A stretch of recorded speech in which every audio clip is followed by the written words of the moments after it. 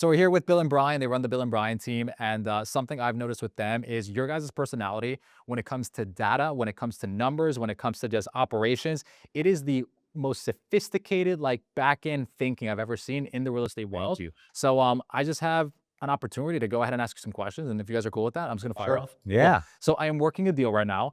It is a major company that does upwards of $80 million a year in revenue. And I'm dealing directly with the CEO, his CFO, and their exec team. And they reached out to me about a year and a half ago and they said, hey, Juan, we're looking for a property to build on and we want some commercial office space. So we went out there and we found this off market property, hasn't been on sale ever for the last 30 years. And we basically said to them, hey, we have an offer for your property. Are you willing to take it? They said no. 2 weeks ago, they come back and they're like, hey, we are willing to accept offers. We're going to take this thing to market. So they list with a local broker. We go to them, we get them an offer at 98% asking price, cash as is, just the way they want it. They come back, they say, hey, we have a counter and we have another offer. What do I do? This is a client that's a year and a half in the making. It is a multiple six-figure commission. I have them ready to go and just asking me for advice. But I don't really know what to do in this situation, especially when there's another offer in play.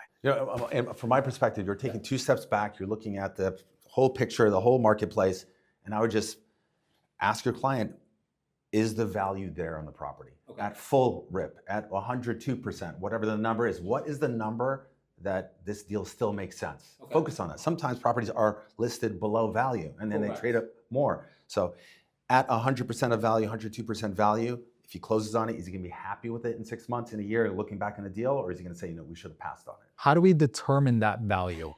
It's coincidentally, I'm in the same situation, unrelated, in a big farm I'm selling in Bucks County in Pennsylvania. Although I'm a South Florida realtor, I have a big client that wanted to buy something for a family member. Same thing happened, something not for sale. Then it came on, they contacted us, and now they went over list. Yes. So it's a sensitive situation because now your client, who you've entrusted yourself with as their advisor, is saying 98%, we gave them the terms. Now they're saying we have a competing offer. What's going on? What I like to do is try to identify, is your offer matching the others? I would say if it's not you and their attorneys are engaged, because an attorney in writing, either via email, they have a fiduciary responsibility to be honest and truthful. Yes. Real estate brokers, you never know what they're gonna say. I hate to say that, but it's what we deal with every day. And then say, okay, does the offering match these 5 bullet points? If they say yes, I would agree with Brian's assessment. You have to see what is the value. If your client really wants it and it makes sense and you're gonna pay full ask or slightly over and it's a true bid competition, then go that. Just so you know, South Florida uniquely has the multiple bid war form. I don't know if you've used that, but I would immediately recommend from your lawyer to use that form. Then that seller has to sign something what makes him liable that these 2 competing bids, whoever reviews it will win it in 24 hours. That's another way to combat that. It'll make your buyer and your client feel a little bit better about the situation. Yeah. And then ultimately, if it's not for them, I love doing the takeaway and walk away. Great, we were fair with you. We reached out to you first. Another thing will come up. Thank you, but no thank you. Good luck with the other buyer. 50% of the time they come crawling back. Now I'm gonna throw an entire wrench in this, okay? The seller is a Fortune 500 company, ranked top 10.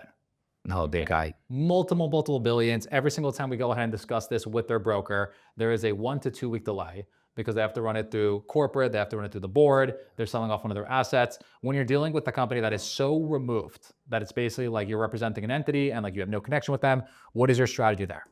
I think it becomes very black and white in that point when you're dealing with that type of entity.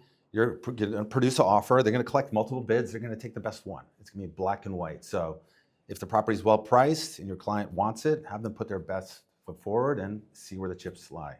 Okay. There's no forcing that in that equation. They have layers of advisors and attorneys and processes in place. They probably have to get the property like double, triple appraised to make sure that they're not being undersold, right? So there's a lot of red tape involved with that type of transaction. Perfect. And then for me to go ahead and have the best terms possible, aside from coming in cash, aside from a quick close, aside from as is, are there any other terms that us as brokers leave behind that could really just sweeten up the offer and make them say, oh, like this is good? I think deposit schedule and showing money is important, right? If your client's comfortable having a private bank or a JP Morgan saying, let's say the asset, I don't know what it is, commercial, 5, 10, 20 million, you could say, look, forget the 10%, I'll deposit 25% of the price and I'll go another 25%. So you'll have 50% locked up in escrow. Perfect. And you'll know it's a guaranteed close. I'm not going to retrade on you after an inspection period, and it's guaranteed. Those little things will give confidence, especially if you're saying it's a Fortune 500 company, top 10 multi-billion commercial operator. They just want to know they have a deal at hand if they're going to go through all those layers and approvals. Perfect. And then they'll know it'll close. Then you have to get the attorneys to write it up, and you should be able to finish it. Incredible. So that's part one, okay? And that is a deal that's roughly between 15 to 20 million, and I'm negotiating as we speak. Part two, I have a deal under contract north of 9 figures. It took me about 6 months to put together. It is on the data center side. We were able to track down the buyer, which is a major hedge fund acquiring these data centers all throughout the southeast of the country. We were able to consult every single person that is in between, from the data center developers to the people that are in charge of permitting, from the people that are in charge of zoning, to even the actual seller who owns the dirt that he wants to acquire. And we went ahead, we structured the deal, we put it together. From there, they started coming out of the works and said, hey, I don't know how you got this thing, but we want to put more LOIs in place. To the point where we have a 9-figure LOI, another 9-figure LOI. These are big $80 to $300 million transactions. And I'll be honest, it's a brand new space I'm playing in. I have no idea what I'm doing. All I know is I'm a broker connecting two people. So their biggest issue right now is they can't find deals.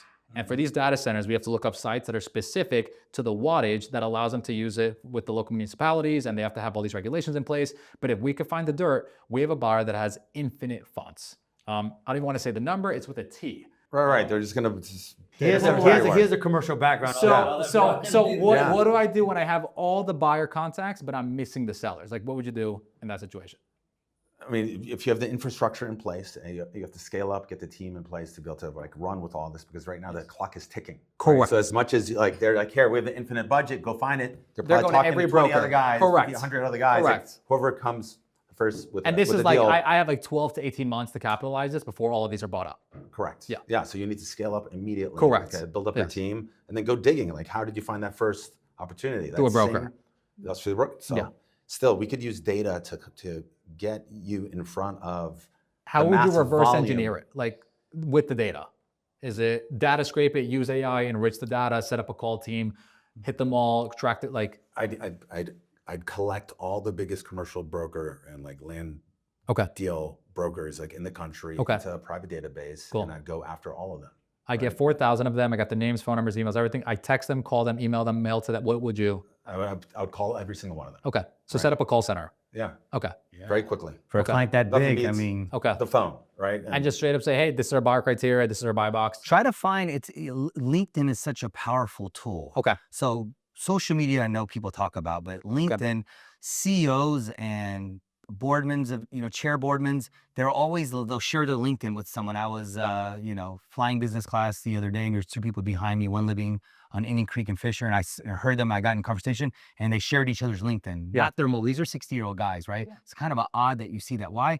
They want to know what other business. Did they graduate from Wharton? Did they graduate from Harvard Business School? It's a resume. It's a qualifier. You see a thing there. So in your situation, these massive data centers, your client has, what you said, is infinite amount of money. I don't know if you're working with, Meta data center, Facebook, whatever you're working with.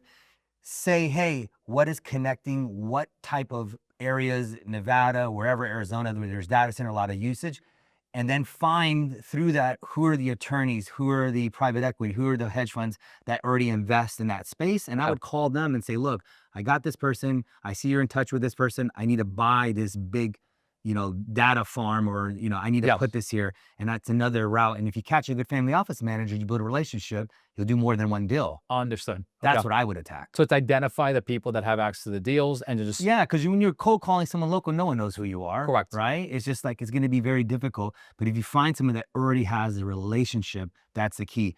And if you have a great phone conversation, fly out there. Like if someone picks up the phone in Dallas and says, oh my God, I do this, and it just was a friendly, and they open the door, get on a plane and go there and say, this is what I have. It's a very important client. I need to engage. Here's the law firm. Here's how they check out.